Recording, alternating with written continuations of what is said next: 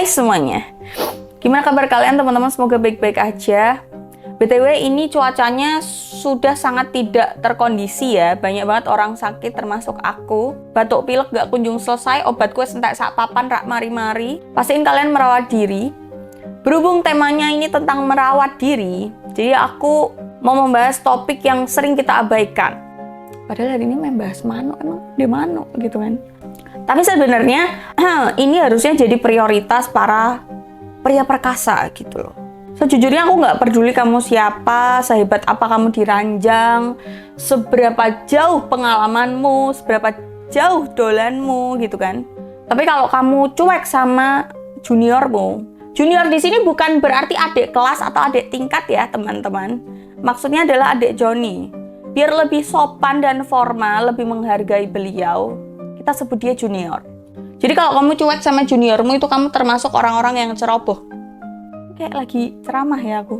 Aku sejujurnya tuh muak sama cowok-cowok yang bangga-bangga aja masih nggak sadar.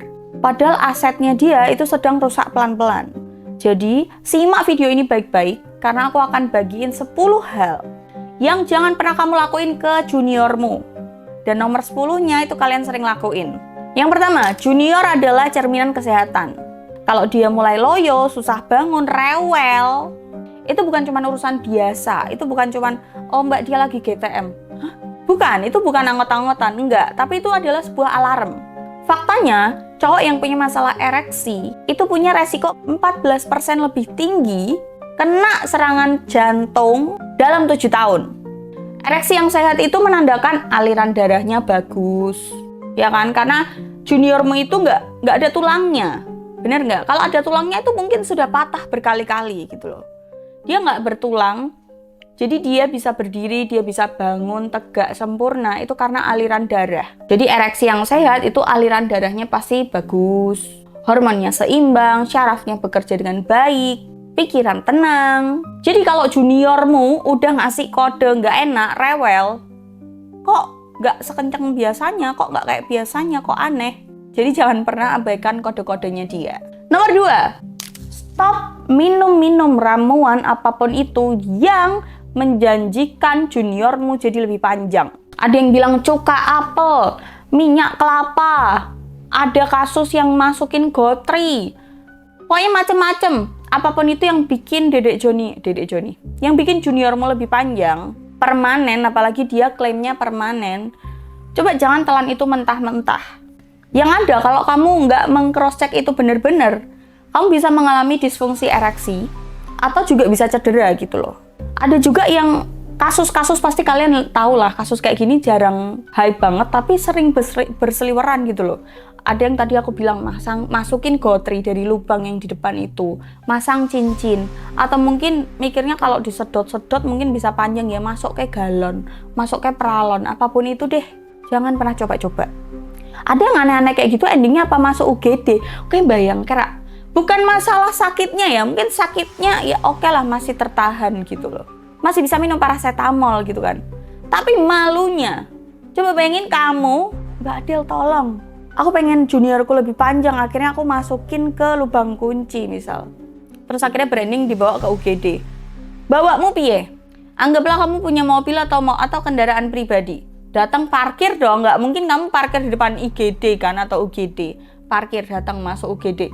Mbak tolong, iya bapak atau mas keluhannya apa? Jangan ngomong be.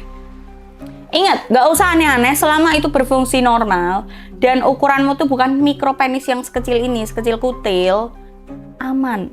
Yang ketiga, bersih itu wajib.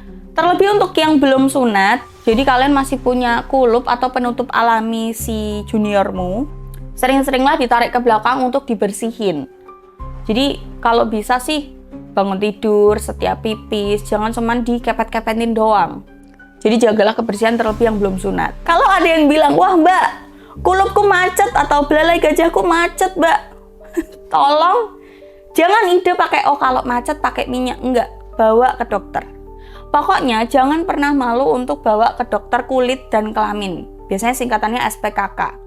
Nggak usah ke dukun, nggak usah ke tetangga, nggak usah ke pacar, langsung ke dokter aja nggak apa-apa. Dokter itu sudah biasa delok manuk-manuk gitu loh. nggak masalah buat mereka karena itu pekerjaan, itu sebagian dari pekerjaan mereka. Terus buat kalian, nggak cuman cewek doang yang butuh mungkin pembersih khusus area kewanitaan yang pH-nya gimana apa segala macam. Buat kalian para laki-laki, kalau kalian mau membersihkan junior kalian, jangan pakai sabun-sabun yang terlalu keras, baunya terlalu menyengat. Kalaupun ada butiran scrubnya, pilih butiran scrub yang kadang ada butiran scrub yang kalau makin digosok dia makin hilang. Jadi pilih yang lembut juga. Gak ada paraben itu bagus, gak ada SLS itu bagus, di kulit biasa aja bagus, apalagi di juniormu. Keempat, jangan pernah takut ke dokter. Kalau kalian tiba-tiba melihat junior kalian ada ruam, luka, lecet, melinyar, tahu melinyar kan? Atau mungkin ada benjolan, bisul, jerawat, Mbak kok tiba-tiba ada yang gerak-gerak ya Mbak, pokoknya apapun yang kamu ngerasa tadinya nggak ada di sini tiba-tiba ada, jangan sungkan, jangan sedih, jangan malu buat datang ke dokter. Malu bentar nggak masalah daripada kamu kehilangan fungsi juniormu selama-lamanya. Yang kelima, main aman itu cerdas. Kondom itu bukanlah tanda cupu. Kondom itu justru pelindung yang bikin kamu tenang dan nggak was-was. Dan ingat jangan brutal teman-teman, ada kondisi di mana penis patah juga, walaupun itu nggak ada tulangnya, tapi untuk berdiri itu nggak cuman aliran darah doang, ada otot-ototnya. Makanya kalau pas lagi mengkeret emang sekecil itu tiba-tiba ngeri banget ya, tiba-tiba pas bangun langsung mateng gitu kan, itu bisa juga patah. Kenapa aku bisa bilang patah? Jajal nek pas bangun terus dicokot kan loro toh, lah aku bayangin nek retik ketekuk. Jadi kalau main jangan brutal-brutal. Kalau misal amit-amitnya kamu pas main terus mungkin kamu sama istrimu tuh mainnya emang agak nggak make sense gitu gayanya, mungkin gaya helikopter apa terenggiling muter apa piye gitu kan, terus tiba-tiba ada bunyi krek dan tiba-tiba penismu yang tadinya lurus-lurus aja waktu ereksi atau agak ke atas gitu tiba-tiba bengkok. Jangan nunggu sampai besok, langsung abis itu bawa ke dokter. Apalagi kalau kamu ngerasain ada nyeri apa segala macam, langsung bawa ke dokter. Keenam, jangan terlalu keras sama juniormu. Ingat, parenting zaman sekarang itu kan soft spoken, mendengarkan dulu. Nah, kamu juga harus gitu ke juniormu. Apalagi kalau kamu tipe-tipe coliers gitu ya, yang memuaskan diri sendiri gitu kan, mandeko, ojo golek penyakit. Pertama itu, kedua kalau kamu emang ya mau nggak mau Mbak gimana gitu kan, tapi aku nggak kecanduan kok, oke, tapi jangan kenceng-kenceng. Karena apa? Karena sekuat-kuatnya sangkar burung itu nek mbok bandingnya mbek cengkramanmu, masih kuat cengkramanmu, bener nggak?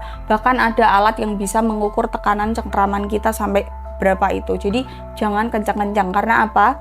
Kalau kamu apalagi yang udah kecanduan, kebiasaan kencang-kencang pakai tangan atau pakai apapun yang lebih kencang, kalian pas menghadapi kenyataan aslinya, menghadapi kenyataan yang seharusnya kalian nggak suka. Ketujuh, rokok. Nikotin itu bikin pembuluh darah menyempit.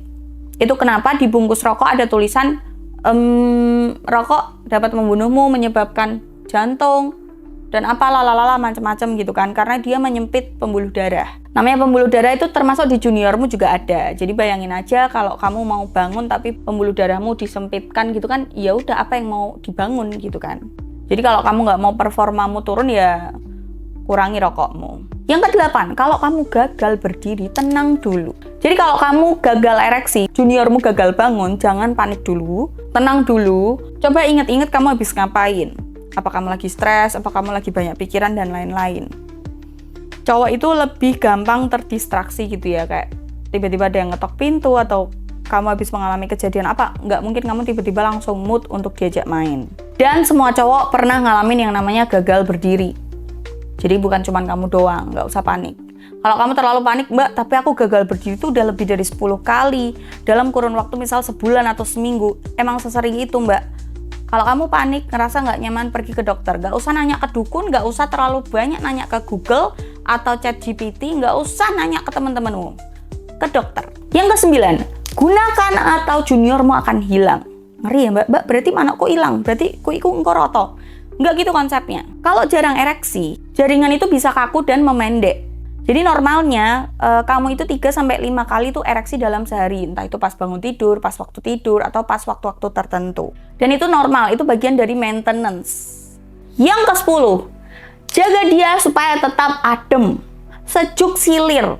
Testis itu butuh suhu lebih dingin.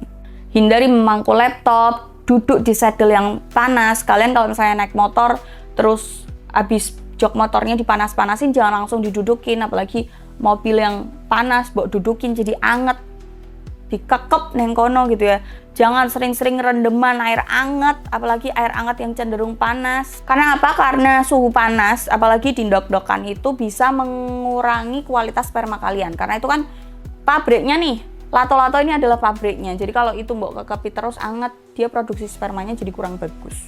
Itu tadi 10 hal yang wajib kalian tahu karena kalian punya lato-lato dan sosis yang panjang atau kalian punya junior itu. Jadi intinya teman-teman, juniormu itu bukanlah mainan, itu adalah indikator karena itu juga bagian dari tubuhmu.